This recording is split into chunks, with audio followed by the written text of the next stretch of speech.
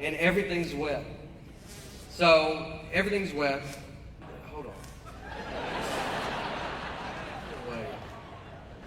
Really trying. I know it's all right. I know y'all should apologize for y'all's fly. Those Houston flies, you know how they are. Always want the spotlight. And I thought flies don't live long, and they live so long. Thank you.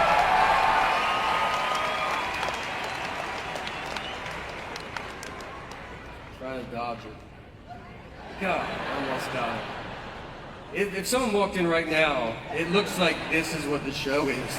Like it's just, this is how far, like we have Wi-Fi's down. We're now just paying to watch a man try to slap a fly. And you're like, a lot of people show up. It's pretty fun, you know, like it goes.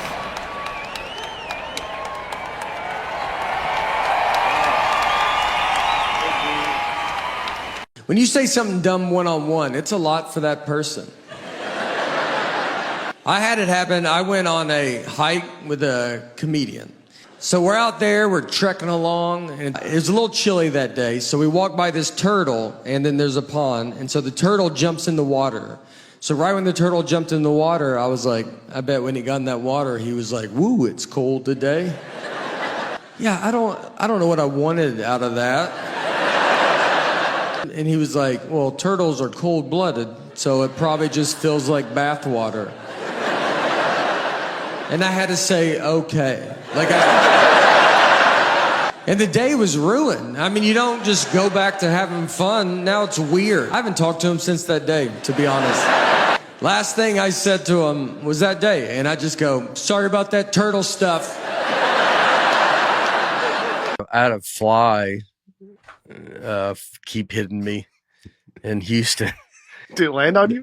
Oh, yeah. It was like on me, and they kept, you know.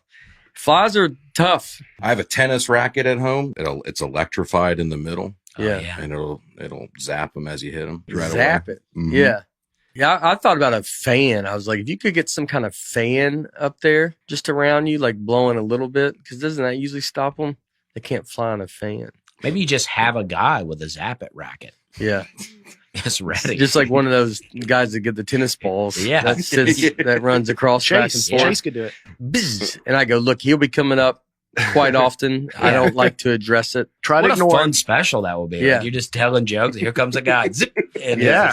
Zap it. You could call the special that. Zap it. Zap it. Yeah. I don't know if you do a full hour. Probably do, 5-minute special. One of my old Spectracide bosses came out and we hung out. And, yeah. Oh, and I ran into a Scots rep outside of the, we took a picture outside of the Tampa Theater. And I still felt a little hate for the guy. I don't even know him, but he worked for the competition. Just out of loyalty to Spectracide? Yeah. We joked about it a little bit, but deep down I was like, I'd like to tear down this guy's display. Yeah. And Scott's was the number one. Is this a little bit like a David and Goliath situation? Yeah, for sure. Except in this, David is not like a righteous man. Spectracide it's still a bad company. It's like almost like a Goliath and like a little Goliath. Enjoy my son. Thank you. Birmingham.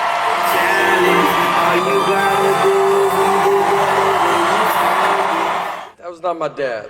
So it is my dad, and it's wonderful that he's with me. This was my Mother's Day present to my mom. I took my dad. Grabbed him. I got him today. I had him all weekend. Tomorrow, I'll send him back Monday. She's like, this is the best present you've ever given me in my life. Put your hands together and give it up for Nate Bargatze! When you're up here and you feel the crowd, can you describe that, what that's like? I mean, it's insane. You don't really get used to this. I mean, I'll be up here and I'm thinking like, I can't believe I'm standing here. I'm here to land it. As you're up there, you're like, they can't be here to see me. Like, all right, this is it. When comedian Nate Bargatze takes the stage, he doesn't just want to make audiences laugh. I want to make them laugh so hard that they are crying or they have to pull the car over. People always talk to me very easy too, and I think it's my eyes. I have big eyes, you know? And so I just get a lot of like, you still with me, man? And I'm just sitting there like, yeah, I mean, I'm listening. He goes, all right, I don't feel like you could have been anywhere, you know? When I can hear in the audience, I can hear them like they're not being able to breathe, and you're like, man, it's the most rewarding sound you can have as a stand-up. Here we go. Cicada killer wasp also come out. They come out also under the ground, and they emerge in June, and they paralyze the cicadas with their venomous sting, and then they take them to their offspring. And I picture they walk out like, You were like, oh, more cicadas. like it's a march. Yeah. And they come out. And then it's like a Star Wars door opens and they're like, bee, bee, bee, bee, bee. What is like 1949? What would that be in Roman numerals? MCMXLIX. Yeah, I mean, that's insane. So can you imagine, like, I mean, it would be, someone goes, when's your birthday? You're like, oh, good. You know, they goes, yeah, someone just write your birthday down. You're like, yeah, I don't think you didn't have it memorized. They all look like the code you got to put in to prove you're not a robot or something. Yeah. Like that's what all these, you know. It's your Wi-Fi password. Yeah, It's like CAPTCHA. Yeah, it's like CAPTCHA is all. And you're like, what are you talking about? He goes, I was born in 1949. And you're like, just say that. Dusty and I were in Duluth, Minnesota. We went to the Great Lakes Aquarium. I drove up to Duluth, Minnesota one time, and I went to this aquarium. I don't know if you've been there before. I don't know if I'd go just for the aquarium, but if you're up there, check it out. So we saw some fish in there that looked like they might be dead, right? Yeah. So Dusty and I are chatting. We're like, maybe these fish, maybe they're asleep. And then we're like, do fish even sleep? Mm-hmm. Lucky for us, there's a girl standing near us. With a name tag on, it said fish expert. Fish expert. And the name tag has her name, and then it says fish expert. I was like, all right, that's what I'm talking about. You know what I mean? I don't run into a lot of fish experts out here in the world, and I thought this is a great time to get some answers to some of the fish questions that I have. So, you know what I mean? Yeah. So we walk up and we say, random question, do fish sleep? That's what I said to her. I said, do fish sleep? And she looked me straight in the face, and she goes, I don't know, because I don't work here at night.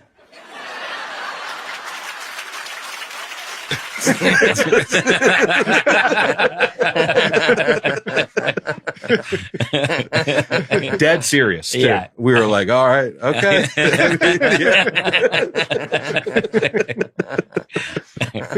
That's one of the best answers I've ever heard. yeah. You can sleep standing up. It's very hard, but some soldiers on nighttime sentry duty, whatever that is, have trained themselves to sleep. Sure, it's a little more serious than just saying whatever that is.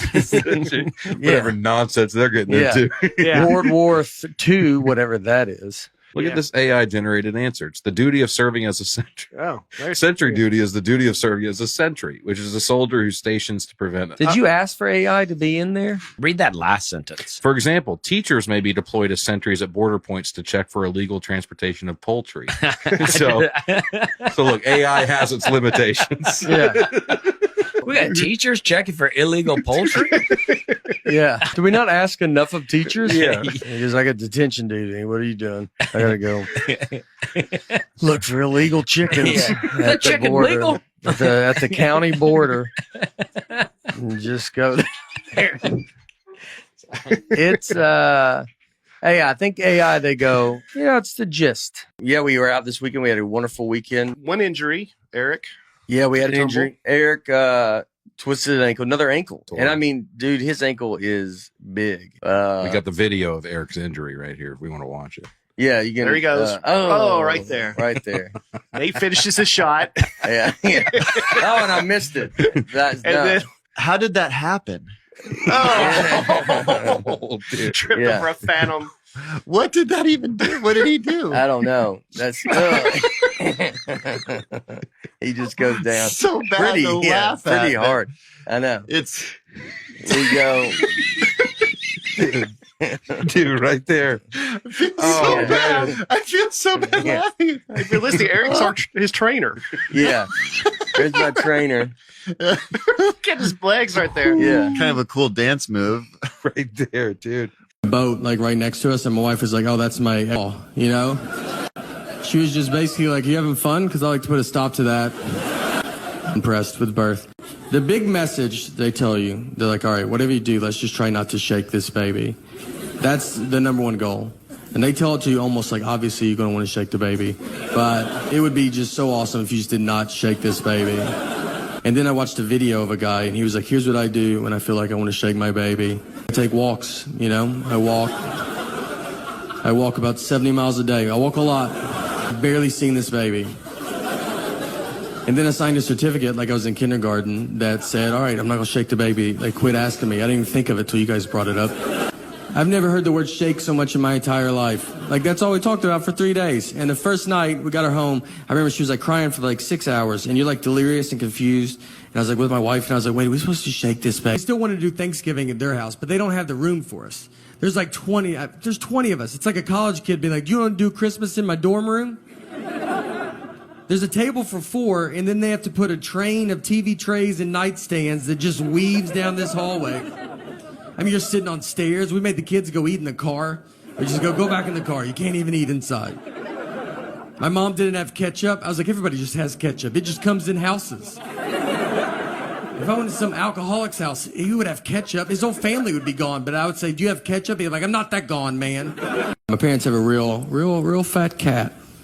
People point it out, you know. They walk in, they're like, "Man, that cat's fat."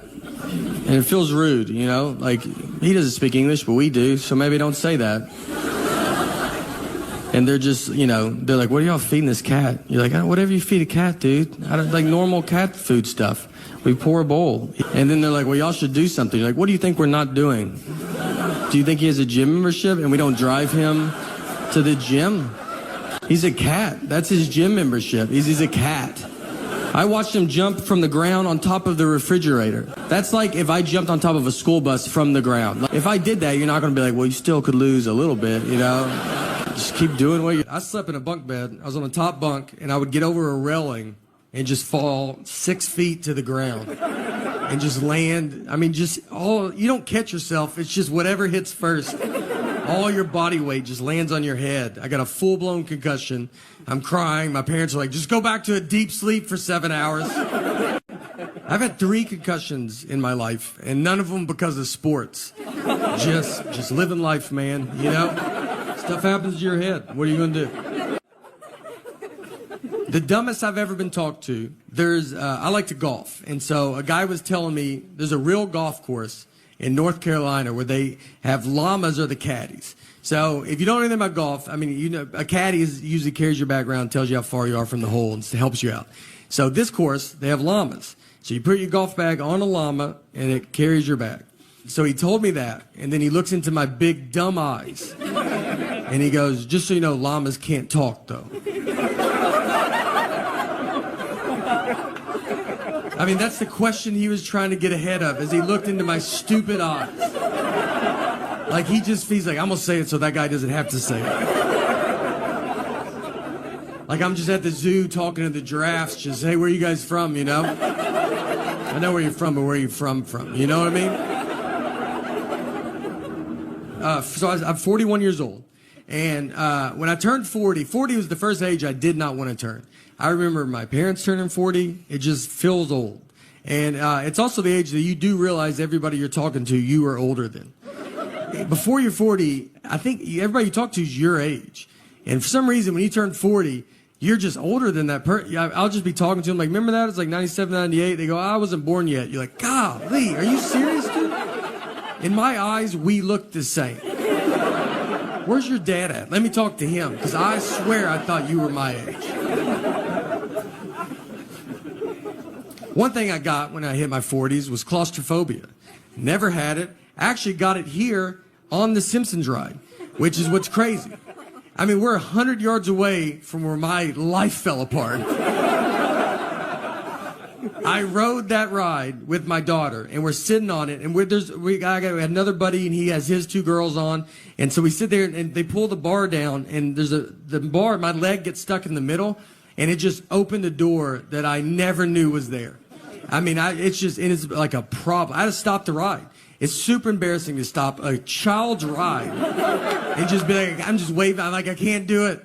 And then they opened the bar and they go, all right, you can do it again. I was like, I'm out, dude. And no one got to ride it because I couldn't ride it. We all had to leave. Yeah, ruined it for everybody.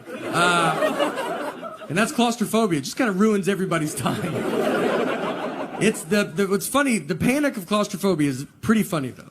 I mean, it's not funny when it's happening to you, but how quick you go from normal to just an insane person is just, it's all at the same time. So it's all kind of new to me, so I forget I have it. And I'll put myself in a situation and I go, there it is. I got an Uber once with like 7 people. And so we get in, I'll get in the 3rd row trying to be a good guy. And I climb in the back, they put all the seats up and it just starts hitting me. And I mean, I'm back there, you're like, just trying to be normal, you know, you're not talking. And then you just go, hey, you think you could roll the window down? You know what? Can everybody just get out of the van real fast? I mean, we're just driving down the interstate. Hey, could y'all crack the window? Do you mind if I drive the Uber? Do you think I can drive it?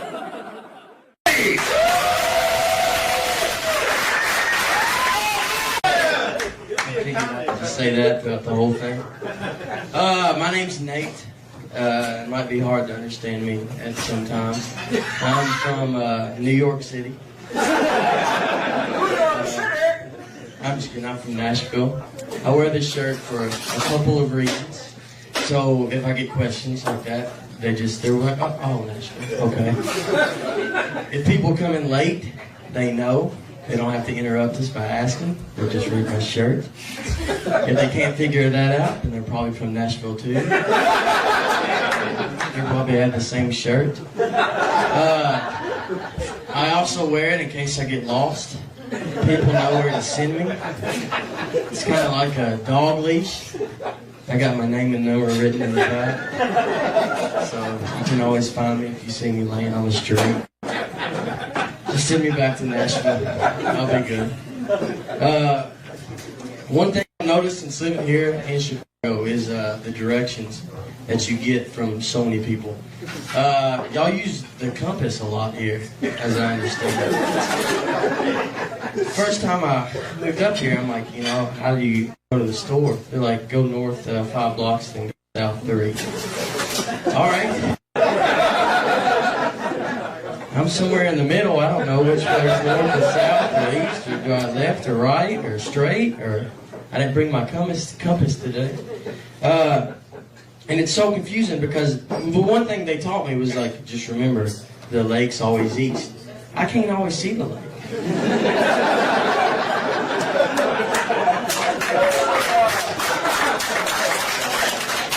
How do you know?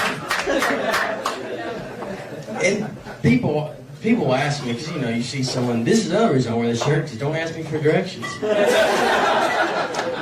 people will ask me. They'll be like, hey, I need to, you know, get here. And I'm like, the lake's east.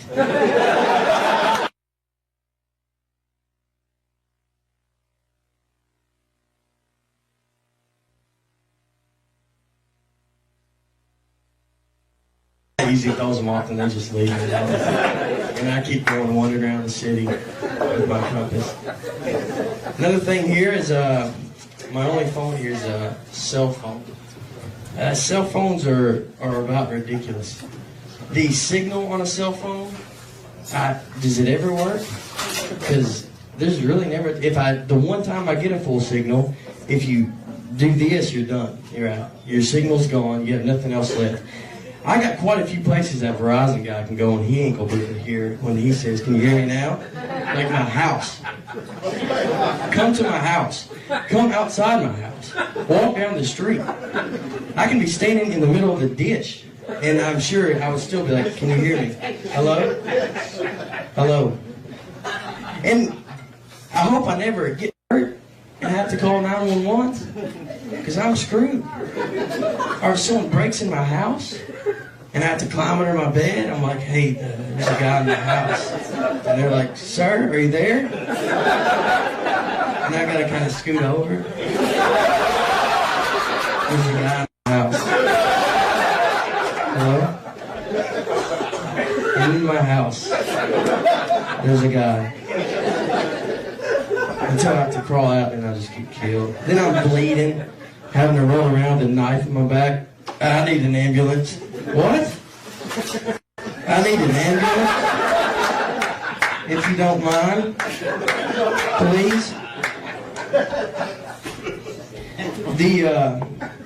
I don't know if this has to do with that, but what's the age where you're not scared of the dark?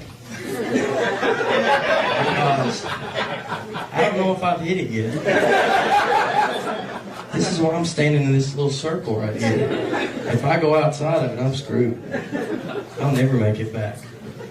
This is the only thing that I figured out. The age and the point to where you do it, or how you stop being scared of the dark, is you get married. And that's so you can have someone share your bed with you. So the monster now has got to decide between one of you.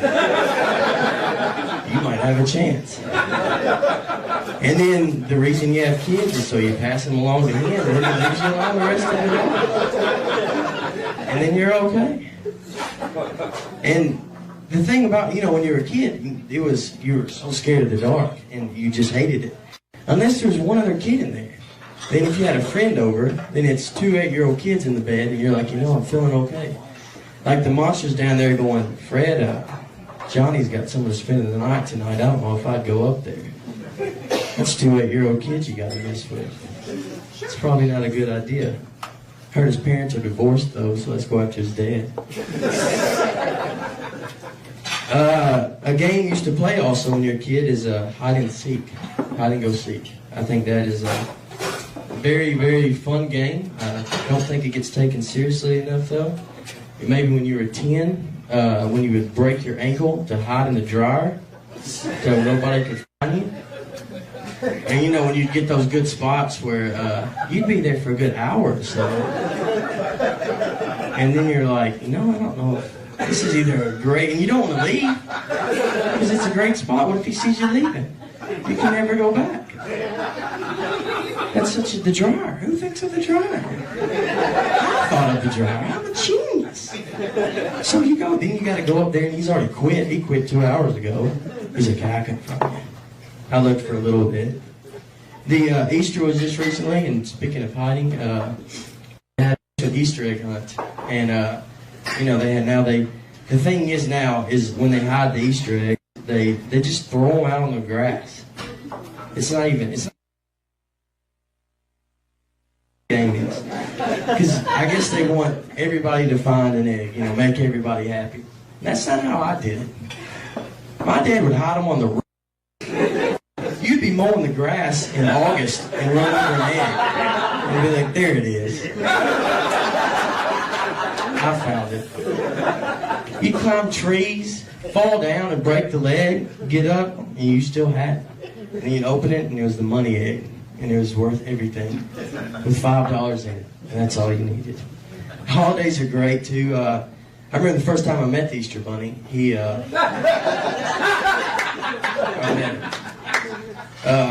pulled up in my dad's car with his seatbelt on. My dad picked him up, I guess. He was about 6'5". I was wondering. I was like, that's a tall Easter Bunny. It's not what you think. I don't see how he snuck in my house. Santa Claus also is someone that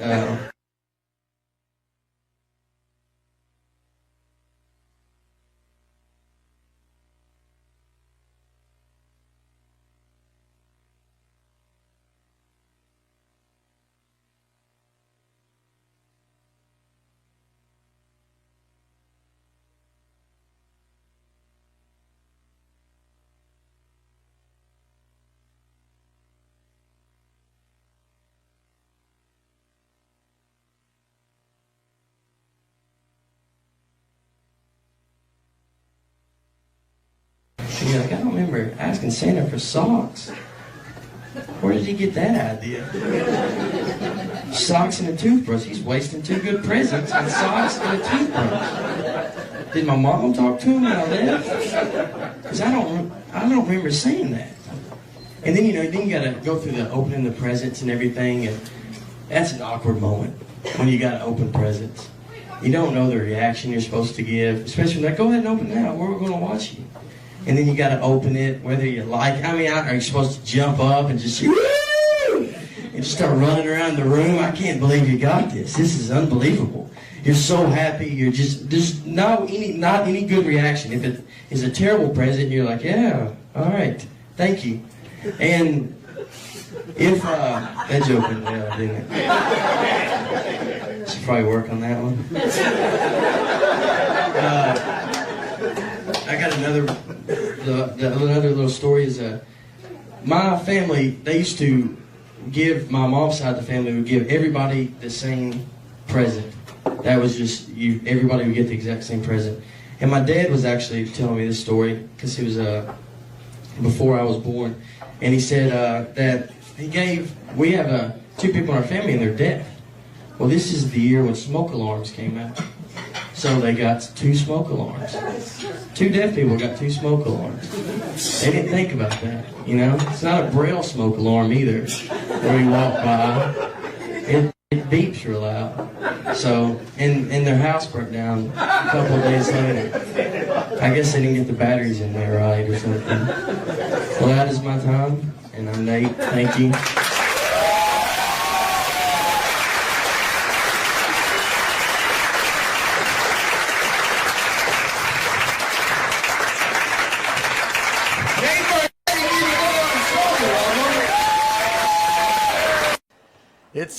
It's great having a kid. I've been married for 7 years, and so now we just have a 1-year-old daughter. So it's getting pretty serious, and this is what took it over the edge. We were living in New York when my daughter was to be born, but I'm from Tennessee, so we flew home, and my daughter was born in Tennessee. I didn't want her to be born in New York. I don't need her growing up thinking she's better than me. So I was like, you start where we start. All right. How about that? It was wild.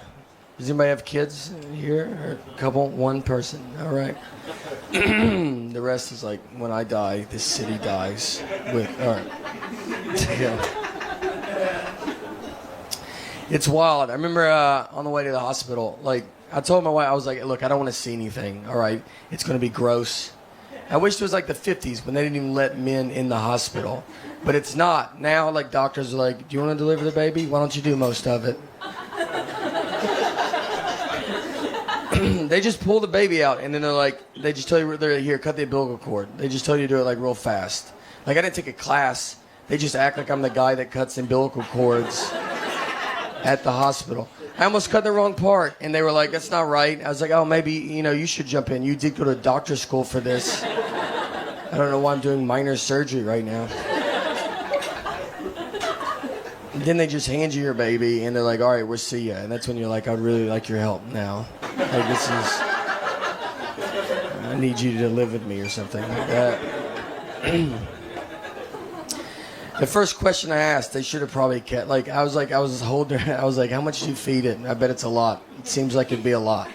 It sounded like I was buying a hamster at a pet store.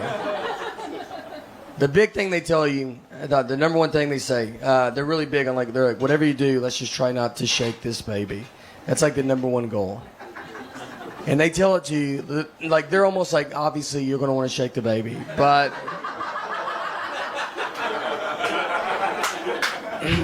it would be so awesome if you just did not shake this baby. That would be the best. And then they showed me a video of a guy that's here's what I do instead of shaking my baby.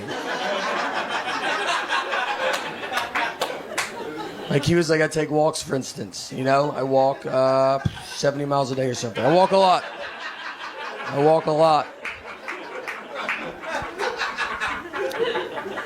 Then I signed a certificate I was in kindergarten that said, all right, I promise, I swear to God I won't shake the baby. Quit asking me about this. I've never heard the word shake so much in my entire life. That's all we talked about. And the first night we got her home, she was like, you're delirious, you're just confused and tired, and she was crying for 6 hours, and I was sitting there, I was like, wait, are we supposed to shake this baby? Is this when we do it? This seems like when you would do it. But we didn't shake her, so it's cool. We have rocked her aggressively, but has been. She had to go. Went to the doctor to get like when she was 9 months old. You have to do like a 9-month-old checkup. So we go to the doctor, and she has to get a shot. And it's like the worst, like when babies get shots because they don't know what's going on. Like she's just looking at us, being like, "This day's going unbelievable." Like I don't see what could go wrong. You know, what could go wrong? Why would anything go wrong? And then you're looking at her like it's about to all go wrong. You don't even sort of understand how wrong it's going to be. So she gets the shot, so we go to grab her, you know, because we're going to hold her and console her. But she doesn't cry. She's just fine with the shot. And, like, we're just sitting there, like, the doctor's surprised. Like, my wife's like, maybe this is a sign that she's going to be, like, a powerful woman, you know, like a strong girl. And I was like, maybe. We should also see if she's going to be a psycho. Like, who doesn't cry when they get a shot? Maybe that's what we should look into.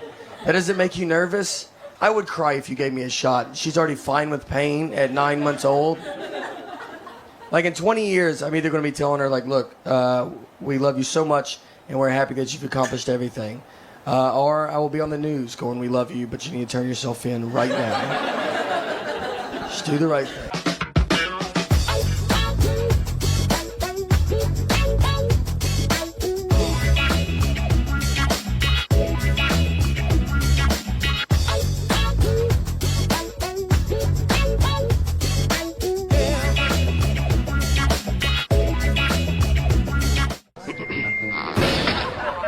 Once, all the way in it. We went in it. There's a few more people than this. We go in, let's say like you guys are like the inmates. So I'm like sitting here, I'm doing my dumb jokes. None of them work. Every joke I have involves being outside in the past 30 years. Like nothing's relatable. I'm like, traffic's crazy. Do you guys remember? Who remembers traffic? An inmate gets up and starts walking towards me. I'm like, oh boy, here we go. You know, like I've seen movies, like he's going to use me to break out. So I don't want to point at him, you know, but I am trying to draw. I'm like, the weather's been like pretty crazy. Should he be walking up like that? Turns out he's just going to the bathrooms. They're right behind me. He's a good guy. I judged him on what he was wearing and where we were at. So now we are basically at Mount Rainier. Millennial or Generation X. I've never even really heard any of those terms growing up. And now you hear them all the time. So I looked it up to try to see, I was like, what am I? And I'm technically nothing. I'm on a cusp. I'm a generation gap. And what we are called Zennials, or we're called the Oregon Trail generation, or we are called, my favorite name is the Lucky Ones. And it's true, we're very lucky. We actually grew up in two different worlds. When I was a kid, I grew up like it was the 50s. Like you would go outside and your parents just didn't know where you were. We went to school and played Oregon Trail on a computer at school. No one had a computer at home. It's like, what are you, a zillionaire? Like, I mean, you could. But then in high school, I had AOL. You know, we had a computer at home. Then I got a beeper. And then I got a cell phone. I didn't have social media until I was 26 with MySpace. You know, I mean, social media, like, whatever I did in high school is a rumor. It can't ruin my life. So if you're around my age, you might realize, like, you just end up always kind of being in the middle. Like, I understand when a Gen Xer says something, you're like, I get it. And Millennial says something, you're like, no, I get it. You always just feel in the middle. And these groups all hate each other. And the most I've ever felt where I was in the middle was just this one hotel that I stayed at. So a lot of hotels now, they have Chromecast, and you can watch, like, Netflix in your hotel room. So I get in my room, and I turn it on, and my Chromecast is not working. So I call down to the front desk, and the oldest voice I ever heard answered the phone. This guy was a Civil War survivor. I mean, he was the age where you just go, thank you for your service. And it's like, was in the Army? You're like, probably, man. I mean, there's an age where, like, they all had to go at that age, so just say it. So I tell him, I go, hey, my Chromecast is not working. And I could have just made up a word. I mean, he's never heard of that. I could have said, my beep bop broke. I mean, he asked if I was staying at that hotel. That's how he goes, are you staying here? I was like, do you think I've called a front desk from a different hotel room? He goes, look, I don't know what this is, but there's a younger guy here. I'm going to send him up. He'll be able to help you. And I was like, great. So that guy comes up, and he knocks on my door. I open it. He's my dad's age. And I mean, right when I see him, you're like, all right, dude, we don't have to do this. You know, I mean, I know you've heard of it, but you're not. If I can't fix it, you're not gonna be able to fix it. But he's the generation that still wants to give it a try. So I gotta let him in. So he comes in my room, sits on my bed, a little too far back, I thought. I just remember like the back of his calves were touching the bed, and I was like, "Are your feet dangling? How far back are you gonna go? Are you cold? Do you want some covers, man?" He gets the remote and just starts pressing all the buttons. And I said, "I don't know if that's going to do it." And he goes, "Let's just keep trying it, though." I go, "All right. I'm going to turn the shower on, open a window. Let's try everything. Let's just see. Maybe it turns on. Who knows? Maybe it's all connected." So we can't get it. And he goes, "All right." He goes, "There's a younger guy. He's about to come to work." And at this point, I'm like, "I'm the younger guy, man." I was like, it's all right, dude. I don't need it." And he goes, No, it's a millennial." And I was like, "All right. Now we're getting somewhere, This is what the millennial does. He was born with technology. He's going to know how to fix this." I was excited. I was like, "Great." He goes, he comes to work in an hour. I go, "Wonderful." And let me tell you, you know how quick that millennial fixed it? Well, I'll never know because he just didn't come to work that night. So, and I found out because the old guy called me because he was supposed to fill in for him. He was furious, dude. He hates that millennial. He goes, "He never comes to work. He doesn't take it serious. He's got a peanut allergy." And I was like, "All right, well." I ended up fixing it myself because it was just unplugged. So that's my fault. 43, you still think you're young. I have this jacket on. I'll hang out with a 23-year-old and I'm like, "You get it, dude? We're just a couple young dudes kicking it." Some guy will walk up, he's like, "I'm 45. I'm like, "Why don't you beat it, old man?" I can't believe that guy had the nerve to think he was our age, right, dude? That's crazy. Let's go sit down for a little bit.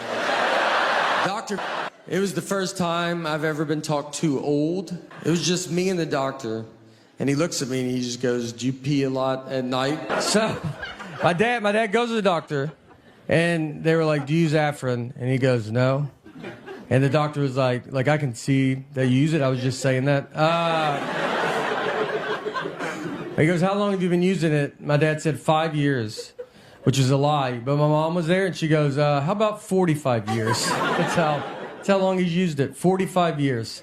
The back of the box says no more than 3 days. There's not a medicine on earth that tells you to give it a good 45-year run.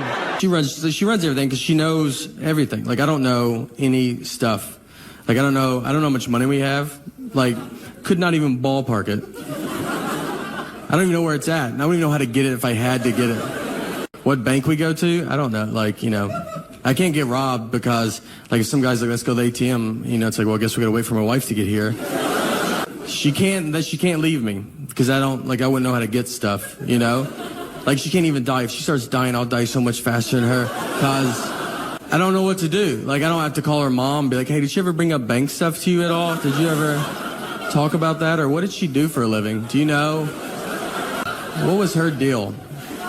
I had a hard time. I went to community college for 1 year. I have 0 credits. Community college, we're just going to show you the ropes around town, kind of give you a lay of the land. Everybody in there was 50. I'm like, "Well, who's the teacher?" Our daughter is in 3rd grade. And for 1st grade, she started taking the bus. And it was the first time she ever took the bus. So if you know as a parent, you walk them to the bus stop. It's very fun. And so we got her on the bus. She went to school. At the end of the school day, someone from the school called my cell phone. They have my wife's cell phone. They have my cell phone. They called my cell phone. And she said, "Hey, do you know what bus number your daughter's supposed to be on?" And I said, "I'm her dad." I said, "Are you crazy?" I was like, "This is how you thought you would get this information, was to call the dad?" You saw a mom and dad's cell phone. You go, "I bet the dad knows."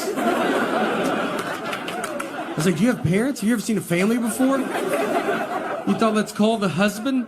Unless there's 2 husbands, you should never call a husband a day in your life. I would rather you ask a lady that doesn't know her. I think she could get to the bottom of it quicker than I can. I had to go get her. I go, "All right, I'll come get her. Tell me the name of this school and I'll come get her. Where does she go?"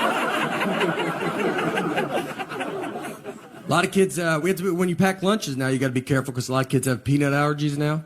And our daughter actually has cashew allergy with tree nuts, and so I don't know what tree nuts are, but it could kill my daughter. The doctor just goes, can't have tree nuts, and that's it. He left. And I was like, we'd love to know. I don't know where nuts came from, but apparently they come from 2 different places, and one of them's a tree.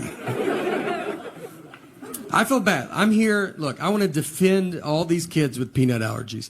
I don't think they get defended. They get yelled at by adults. We got a lot of adults addicted to peanuts in this country, and they're furious. I haven't had peanuts in forever. You could take peanuts out of my life, I don't think I would notice. And we just have adults are yelling at these children like they chose it. Like when they were born, the doctor goes, "Hey, do you want to be a nightmare to everybody?" Every scenario is life and death. You ever been on a plane? They just announce it. These planes just serve pretzels and be done with it. But they try every flight. If they can't, they just go, all right, everybody, can't have peanuts today because that loser kid right there.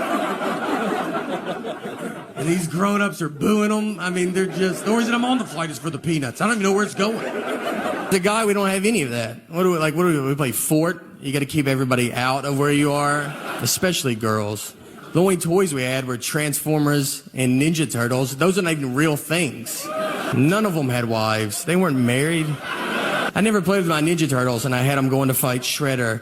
And then Michelangelo was like, hey, can y'all give me 2 seconds? My wife just showed up, and she looks furious about something. What do you want from me? And she's like, what are y'all doing? What's that April skank doing here? You're like, listen, she's a reporter. My name in their system is Nathan. And on my license, my name is Nathaniel. You can't just change it. I've asked Delta if they could change it, and they're like, we can't change it.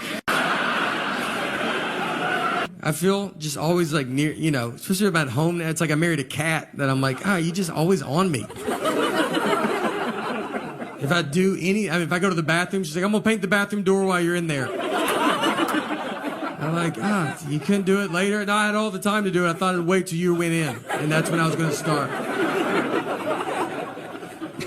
If I eat something she doesn't approve of, she just pops up, man. I mean, I'll try to sneak it. I could eat an Oreo cookie in the attic at 3 a.m. And I would bet my life a light would cut on. And she'd be like, what are you doing up here? And if I questioned it, it was like, what are you doing up here? She's like, I'm always up here. This is when I do my attic stuff. I tried to, I'm always like trying to lose weight. I had a thing that happened that I do. It was like, I got to get it together. I go to the trunk of my car and I take my shirt off, standing there, no shirt. And this old man walks up and goes, Olivia?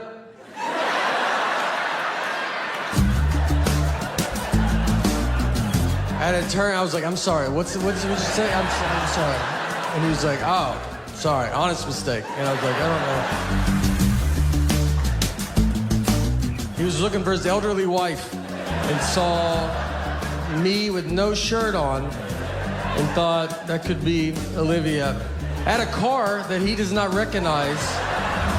I don't know who he disrespected more, me or Olivia, to be honest. I mean, we could both have a word with him. We're at a Holiday Inn Express. So the breakfast buffet there is where they have the cereal where you turn the knob and like 4 pieces fall out. It's like how you feed a cat for a long weekend, That's enough. They had batter and syrup. And so you pour they had the waffle iron where you make it yourself. So you pour the batter on the waffle iron, you shut it, you turn it over, it locks, it cooks for 2 minutes, you turn it over, you open it, half the waffle comes off, half stays forever. That's how you eat a waffle. So I'm with my buddy of mine that's my age. So we go through, he's in front of me, not really talking or anything, just going through. He gets to it. It's batter and syrup. They're in clear containers. They're not labeled, but they're in clear containers. He gets the syrup and starts pouring it on the waffle iron. And I'm not even stopping him because he's not doing it where he's going, I've never done that. He's doing it where we're probably going to try it after. I mean, he's just like, you're like, dude, I can't wait to see what this guy's making. Like, he might know something that I don't know. He shuts it, turns it over, it cooks. He's like looking at us. We're like, I mean, the whole line's like, yeah, what is that going to be?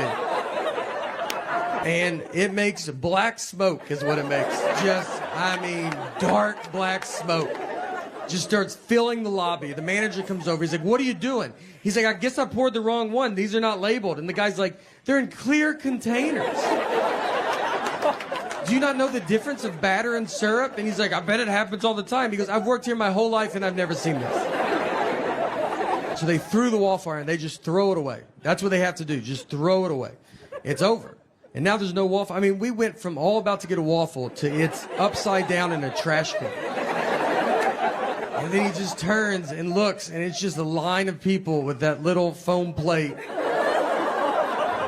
And just everybody's sad. I just hear someone in the back go like, I set my alarm for this. I mean, 2 guys didn't have shoes on. They go, I ran down with no shoes in that elevator. I thought I was going to miss it.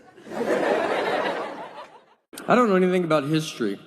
And I can tell because every history movie I watch on the edge of my seat. What is going to happen? I watched Pearl Harbor. I was as surprised as they were, you know. I don't read. Yeah, and I think that matters. Reading is the key to smart, I believe. And I don't do it. I think it's caught up to me. I want to do it. I like the idea of reading. I even buy books. But these books are the most words. And it's every book. You just open it and you're like, what are you talking about? And they don't let up. Every page, just more words. How about you put some blank pages in there? Why don't you let me get my head above water for 2 seconds? I went to career day for my daughter's school, and I get what I do is very fun. But I was nervous because I'm there with real people, and they're smart. And so I was hoping to sit at a table alone. They put me at a table with a surgeon, which I think they did it on purpose. Almost to show the kids, here's the difference between reading. So the kids come up, and they're like, what subjects do you use for comedy? And I don't even know what the subjects they're taking. I was like, I do English. I do mostly English on stage. They asked him, how long do you go to school to be a surgeon? And he's like 54 years or whatever. It's like and they asked me, they're like, how long to be a comedian? I was like, you're good now. So, look, finish elementary school, make your parents happy, but then I'd get out and get after it. So I'm 41 years old. And when I turned 40 was the first age I did not want to turn. I remember my parents turning 40. It just feels old. And it's also the age that you do realize everybody you're talking to, you are older than. Before you're 40, I think everybody you talk to is your age. And for some reason, when you turn 40, you're just older than that person. I'll just be talking to them like, remember that? It's like 97, 98. They go, I wasn't born yet. You're like, golly, are you serious, dude? In my eyes, we look the same. Where's your dad at? Let me talk to him, because I swear I thought you were my age.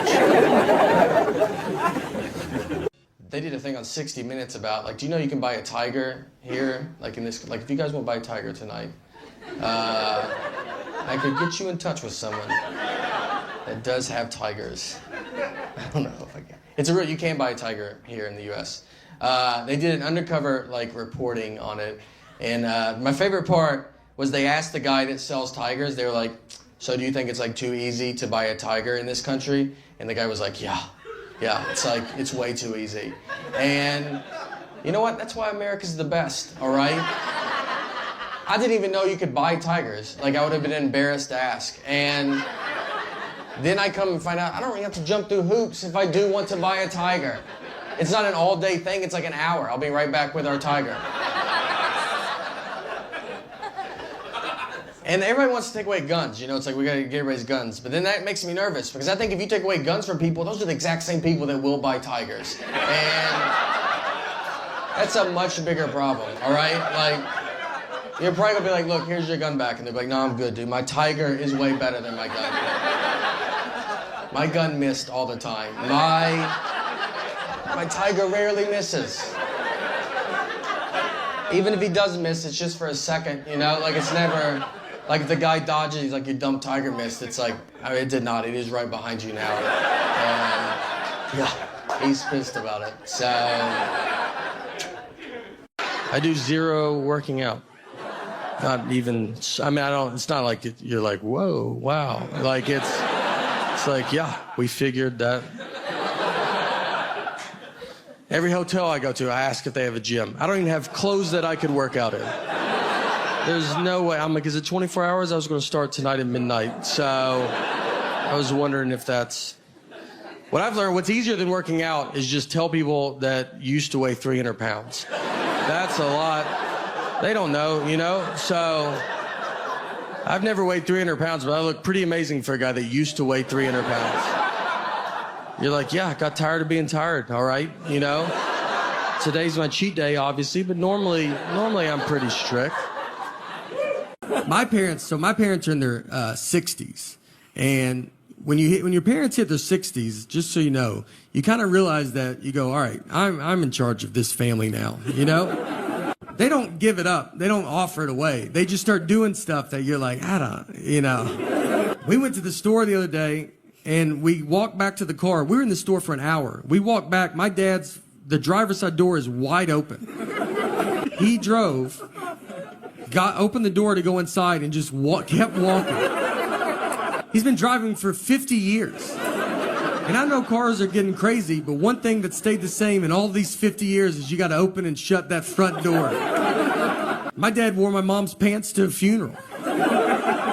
That was the day that I was like, look, we can't listen to this guy no more, you know? We got to go get him. He doesn't know what's happening. Look, to be honest, I've never taken care of the one dog we have, but two would be fun. Our dog sleeps in our bed, and someone told me you're not supposed to do that because you lose dominance over the dog. And I asked him, I said, what year do you think it is?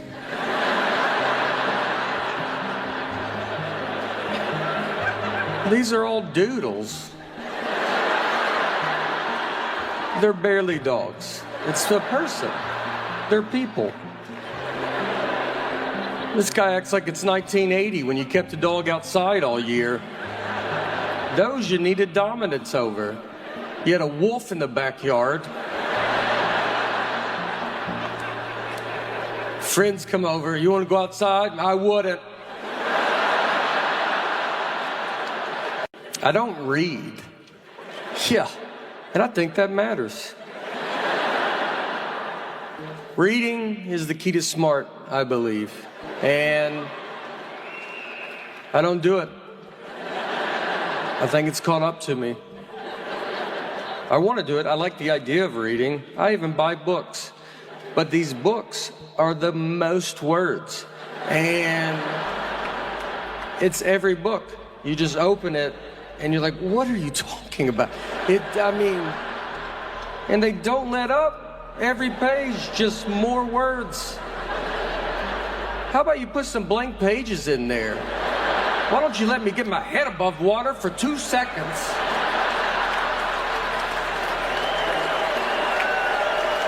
Nick's a little person, very fun. We started comedy together. He, very easy to trick. We were once at a coffee shop, and a guy was sitting near us with a big husky dog. And Nick just goes, hey, you think that's a wolf? And I just said, yeah, I do think it's a wolf. They just passed a law that if you can catch a wolf, you can have it as a pet. And he goes, should I go ask him about it? I was like, absolutely. You know, he wants to talk about it. That's why he brought that wolf out here.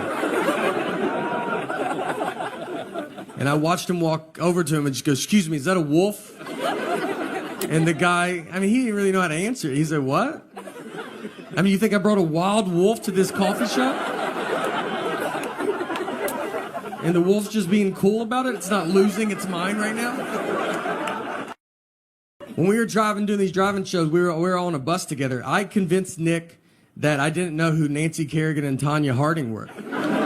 Nick is learning this, that I do know who they are. He's learning right now with you. I never told him. I absolutely know who they are. He brought all his references are just 90s sports references. He only can reference the 90s. And so he brings up Nancy Kerrigan and Tanya Harding, and I was like, who's that? He's like, what? You don't know who they are? And I was like, I don't think anybody knows who they are. And he goes, dude, this is like a huge story. It's like figure skating is like a mafia hit. I was like, I've never heard this, dude. Don't you think I would have heard it? I mean, I was like, no one knows this. He's like, he's losing his mind. I go, they should make a 30 for 30 if it's that good. He goes, they did. Another guy's like, they should make a movie about it. He goes, there's a movie. And he's just losing it. I go to get my phone to get another flight, and I've lost my phone. The night before, I lost it. So now I don't have my phone. So I have to go buy a ticket over the counter like it's the 50s. And when you walk up to a counter, they don't expect you to be buying a ticket like that. I got up there, and they were like, all right. I was like, I would like one ticket to Austin, Texas, please. And they said, all right, go buy it, and don't be weird about it. I go, nope, I'd like to write a check to you for one ticket to Austin, Texas. And they didn't have a flight, so I have to do that at every terminal. I just have to keep going. One ticket to Austin, Texas, please. I finally found a flight, but the girl behind the counter, she's never sold a ticket like that. She's like, I've worked here for 10 years and no one's ever done this. Someone gave me an Under Armour shirt. Do you know those? It's like skin tight. Like it just shows the worst parts of your body. I look better without a shirt on than with that shirt on. You know, like in plastic surgery, how they draw like markers on you and stuff? Like they should just put you in that shirt and be like, obviously you can see we're going to go after the target areas. I always tell people I got to get back in shape, but I mean, I've never been in shape. So doctors are so unimpressed with birth. The big message they tell you, they're like, all right, whatever you do, let's just try not to shake this baby. That's the number one goal. And they tell it to you almost like, obviously, you're going to want to shake the baby. But it would be just so awesome if you just did not shake this baby. And then I watched a video of a guy, and he was like, here's what I do when I feel like I want to shake my baby. I take walks, you know. I walk about 70 miles a day. I walk a lot. I've barely seen this baby. And then I signed a certificate like I was in kindergarten that said, all right, I'm not going to shake the baby. They quit asking me. I didn't even think of it till you guys brought it up. I've never heard the word shake so much in my entire life. Like, that's all we talked about for 3 days. And the first night we got her home, I remember she was like crying for like 6 hours, and you're like delirious and confused. And I was like with my wife, and I was like, wait, are we supposed to shake this baby? Like, the job I had, the job I will go back to when all this falls apart. I was a water meter reader. The title was the description of what you do. If you're old enough, you remember when 9/11 happened, the whole country got very scared that there's going to be more attacks. Well, we did as well in Wilson County. They just went to New York, obvious next stop, Mount Juliet, Tennessee. And they are going to poison our town's water. So they got all of us water meter readers, stood just in a dark field, alone, waiting for the Taliban to show up. No weapons, no training. They gave us a lantern. A lantern. That does nothing but shows your body as you hold it up. I can't see 2 feet in front of me. If someone's got a gun, they're like, just shoot at the only light in that field. I'm gonna put it over my heart to see. I'm like, what's going on? If I fly Delta, if I buy a ticket through Delta's system, my name in their system is Nathan.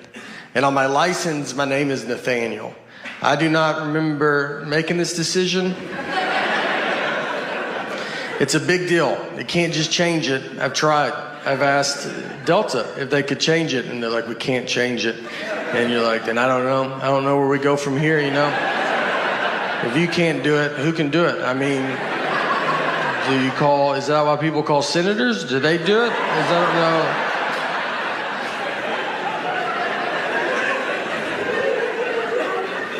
What you have to do, you have to mail your birth certificate in. Some moms give their children their birth certificates. I've never received mine. I thought I was the proof of my birth. So, I will never go through that process to get my name changed, so I just deal with it. And it gets brought up. Once I was checking a bag, and the guy behind the counter, he sees my ticket says Nathan, the license says Nathaniel, and he was like, this is not good. He goes, these names don't match. And I was like, but they match, right? Like, you can see the leap that we took to get from one to the other.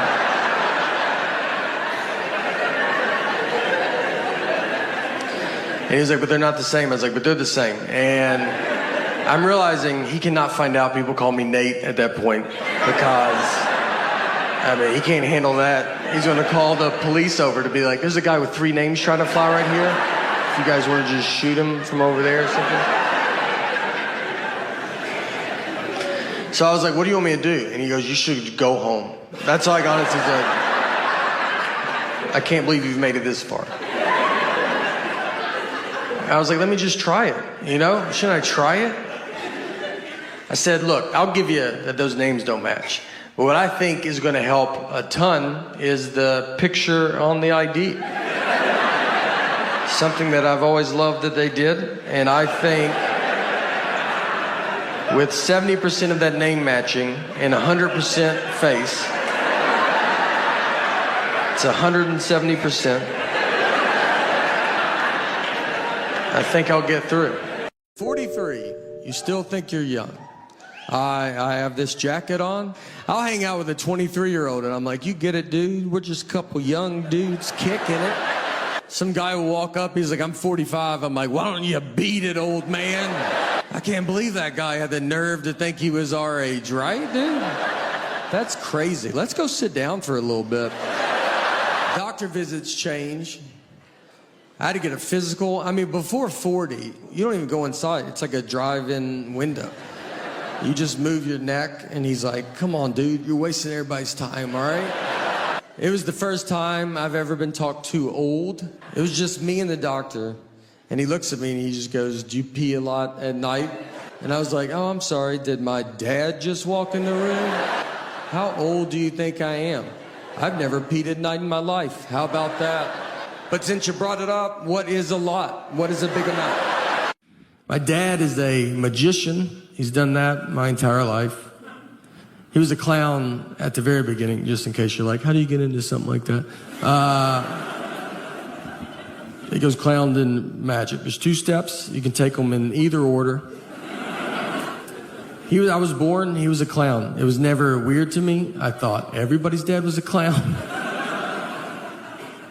My first memory of my life is I was 5 years old, and I remember my mom walked me out to the front yard, and my dad pulled up with this old red Mazda. He's dressed as a clown. That doesn't even faze me.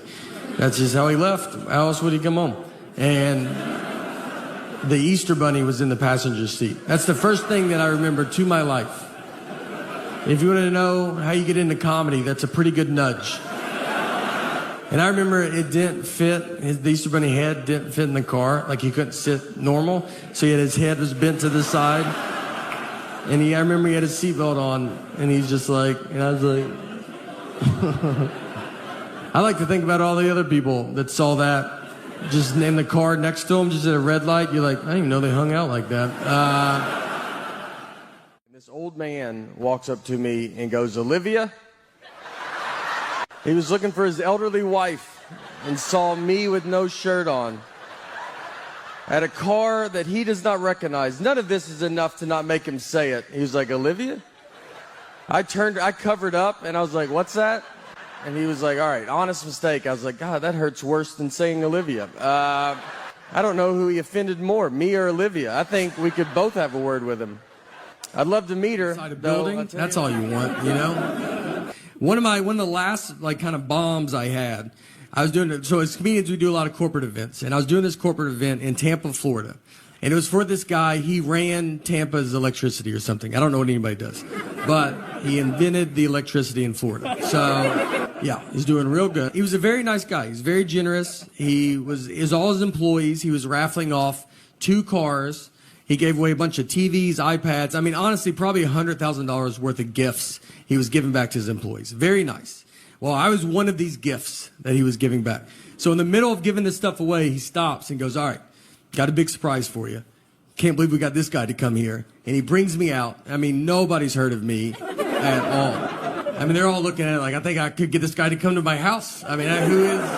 I start doing my act. I do 1 hour. And just 0 laughs. I mean, nothing. And I'm not doing new jokes. I'm doing the greatest hits. I told the iced coffee with milk story 3 times. I kept just doing it. I was like, all right, I'm going to do it one more time. I don't think y'all were listening. People were leaving. The guy that drove me asked someone that left, and he just goes, "Hey, is the comedy show almost over?" And the guy goes, "I don't even know what you're talking about." There's a guy giving a speech up there right now, so maybe after that. So we get done, and then the guy comes up. You know, I have to talk to him. And I was like, "Look, I'm sorry, man. I used to be able to do comedy, and I lost it. You know, it's over." And he was very nice. He goes, "No, it's all right. Nothing's your fault." And I was like, "All right, I don't know how that's possible." And he goes, "Well, when you were up there, I remembered that most of my employees do not speak English." And I was like, "All right, yeah, they'll do it, you know. Maybe don't hire an English-only speaking comedian." No heads up at all. Not that I could have changed it up, but it just would have been nice to know, you know. All seriousness, though, global warming, we gotta stop it. Or more of it. I don't really know which way we want to go, but it can't stay warmer. I know that. It's got to be one or, something's got to happen. Something can't stay where we're at. So go, I don't know what direction you want me to just go. Let's use this as a platform for global, guys. I felt like, as a spokesperson for all of Earth, all right? I think I'll give you a message that I don't think no one will give you, and I'm here to say that we're doing fine. So just relax. We're doing great, all right? I did some research, and I was like, let me look at the other planets. Let's see how good they're doing. And I don't want to, it's unbelievable. They're nowhere right now. I went up to this guy and I was like, "Hey man, do you guys sell hammocks?" And he was like, "What's a hammock?" And it threw me off enough that I was like, am I saying it wrong? I was like, I think I'm saying it wrong, because you know what it is. And I was like, is it hammock with a T? Does that sound right? Like, do you guys sell hammocks? And he was like, we're out of hammocks. We're out of them. It's hammock season. And I left, went to my car, Googled where to buy a hammock. And Google was like, "Do you mean hammock?" It's like, "I sure do, Google. Where were you at during all of this?" I travel all the time. And if I fly Delta, if I buy a ticket through Delta's system, my name in their system is Nathan. And on my license, my name is Nathaniel. I do not remember making this decision. It's a big deal. You can't just change it. I've tried. I've asked Delta if they could change it, and they're like, "We can't change it." And you're like, "Then I don't know. I don't know where we go from here, If you can't do it, who can do it? Is that why people call senators? Do they do it? I don't know. What you have to do, you have to mail your birth certificate in. Some moms give their children their birth certificates. I've never received mine. I thought I was the proof of my birth. And you got to mail it in. I've never been a big mailing in guy. I've mailed maybe 4 letters my entire life. I just never done it. Stamps make me nervous because I don't know how many you're supposed to put on. Where they're going to be like, "You should put one more on." And they changed the price of stamps, and that's not in the news, You don't find that out on Twitter. You have to find out from old people. They're the only people that know. They keep up with it. They're like, "Stamps went up." You're like, "Okay. All right. Is it $100?" Like, they're furious. Like, is it $100 a stamp? It's 3 more pennies. So I will never go through that process to get my name changed, so I just deal with it. And it gets my parents are getting older. So my mom, we had her go pick up our daughter recently at a friend's house, and I texted her the address. She drove to the wrong house. So she knocked on the door, another grandmother answered. Well, this is not good. This is like 2 dogs seeing each other through a fence. They're going to be there for a while, So my mom, she knocks on the door. My mom goes, "Is my granddaughter in there?" And that lady goes, "I have 3 grandsons, so no solution. Just 2 grandmothers. Just, do you have stuff? I have stuff too." They talked for 30 minutes. It's a wrong door. I had to go get my daughter, then find my mom. I was in San Francisco, And I bet there's a bunch of fun coffee places. And I live in my dumb world that I just want this one little drink. So I go into a Starbucks and I get to the front and I was like, I'll take an iced coffee with cream. She goes, with cream? I go with cream. And then she goes, iced coffee with cream? I go, iced coffee with cream. She goes, with cream? I go with cream. And she said it one more time. She said, so iced coffee with cream? And at that point, I should have said, what's going on right now? Where are you at in your head? Because I feel like we're in two different places. But I was nervous, and there was people behind me, and I was like, cream or no cream? Honestly, I'll give you $20 if you let me leave right now. I cannot, this is the most I can talk about this. I don't even know what's happening anymore. So I paid. I go stand in line, you know, where you got to wait for your drink. There's like 5 of us waiting for our drinks. So she puts the iced coffee up there first, no cream. And I was like, whatever. I'll just do it myself, you know? Like, I don't like doing it myself, but I was like, all right, I'll just do it. So before I could get it, she's walked back with a can of whipped cream, and she's shaking it. And I'm just looking at it, like, thinking that's someone else's. I'm like, someone's getting whipped cream. That's fun. One of you guys are getting whipped cream? And I look down, and she starts spraying the whipped cream on top of my iced coffee. She just yells out, iced coffee whipped cream, yells it out. The other 4 people, they turn their back, like they don't want you to accidentally think that's what they ordered. And I'm just left alone, like, that's what you thought I said over there? You don't think I would have said iced coffee with whipped cream? You think I'm just some nut job? It's like, I've had too many problems in this Starbucks, so I'm only going to use the words that I want and no other words. Iced coffee whipped cream cup. And they didn't have a top for it, so whipped cream, it doesn't sink and become less embarrassing. It moves. It's like a buoy in an ocean that everybody sees. And I'm just walking through the crowd like, this is my favorite drink. I don't know if you guys drink this at all. Is anybody? Nobody does this? I'm surprised. And I walked outside and threw it away and tried again. People always talk to me very easy too, or dumb. Like if I talk to a stranger, I can always feel it. And I think it's my eyes. I have big eyes, you know? And so I just get a lot of like, you still with me, man? And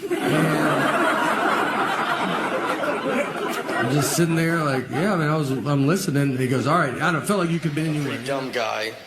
Just, I think it's pretty obvious. And I think, I've thought about like time travel. Like if I went back in time, knowing everything I know now, I don't think I would make a difference. I don't think you would even hear about it. If I went back to the 20s and I like saw some guy on like an old phone, I'd be like, hey, eventually they have phones you just carry in your pocket. And he'd be like, yeah, how do they do it? It's like, you know, I mean, I don't know. It's like a satellite or something. And they'd be like, what's a satellite? Well, I shouldn't have even brought that up then. I don't know how they're doing it. It's like a round metal dish or something that's got to go pretty high in the air.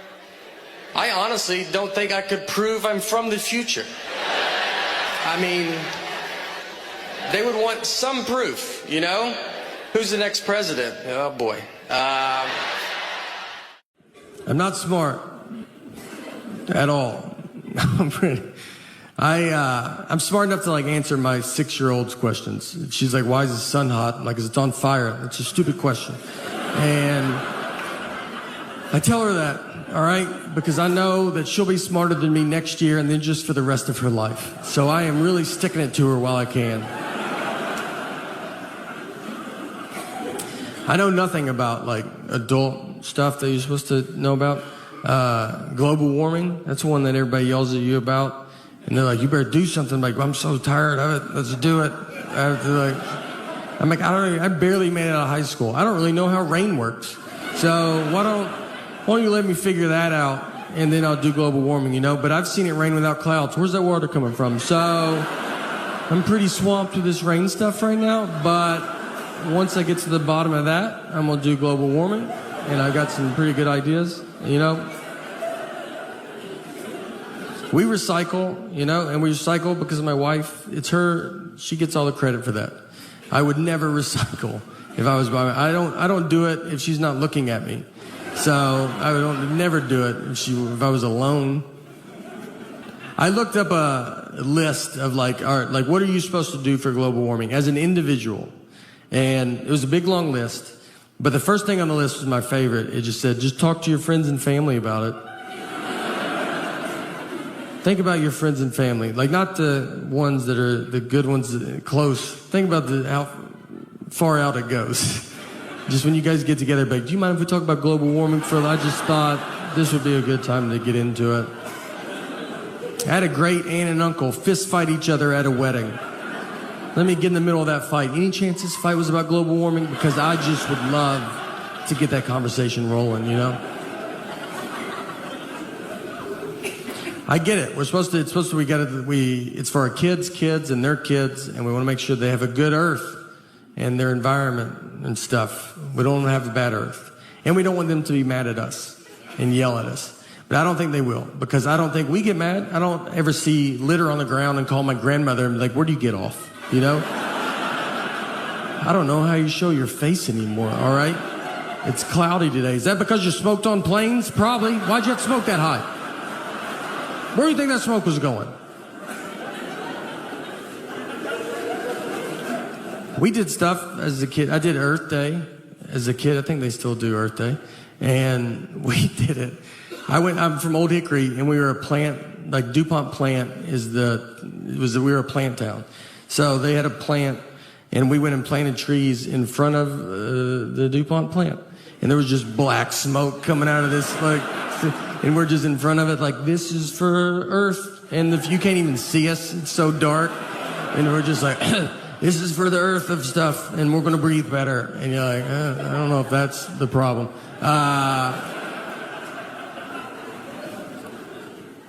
Wanted to play college basketball, and that didn't work out. It didn't work out because I got cut every year for my high school basketball team. So I had to play for my church because, yeah, the church cannot cut you. They have to let you play, which is nice. That's a good, you know. I guess they could cut you. You'd be pretty bad if they're like, look, we think you're good, but Jesus does not think you're that good. Yeah. He is our captain, so. And church ball was a lot different, too, because it was a half court, no three-point line. We played on carpet. That's your first sign. It's not going to count. And they didn't give us a basketball. We didn't have a ball. Like, we would just stand out there and play on honesty. So you'd be like, I just made it. It was like, oh, that's a good shot. You're really good. I stole it. I forgive you for stealing it. It was moral points. Counts later. Silver War, that's how I say it. Instead of civil, I go Silver War. Because, you know, look, that might be on me, all right? I'm not. I tell you, I don't even know anything about the Silver War. I don't know anything about history. And I can tell because every history movie I watch on the edge of my seat.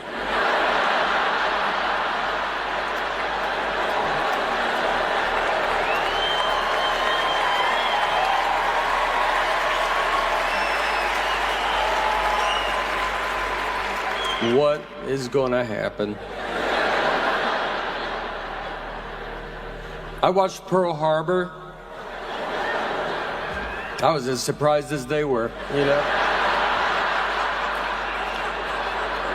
My dad, too. My dad has surgery 8 times a year, probably. And he loves it. He loves it. He had surgery because he was addicted to Afrin, the nose spray. Look, I've been addicted to Afrin, the nose spray. If you don't know what it is, I would honestly tell you not to get involved. It's one of the best things I've ever been part of. Solves everything immediately. When I was on it too, my wife she'd be like, what's that? No, she hear one puff. What's that? I go, I ain't gonna live like this. I ain't worked this hard not to do Afrin in my own home. So my dad goes to the doctor, and they were like, do you use Afrin? And he goes, no. And the doctor was like, I can see that you use it. I was just saying that. He goes, how long have you been using it? My dad said 5 years. But my mom was there, and she goes, how about 45 years? 45 years. The back of the box says no more than 3 days.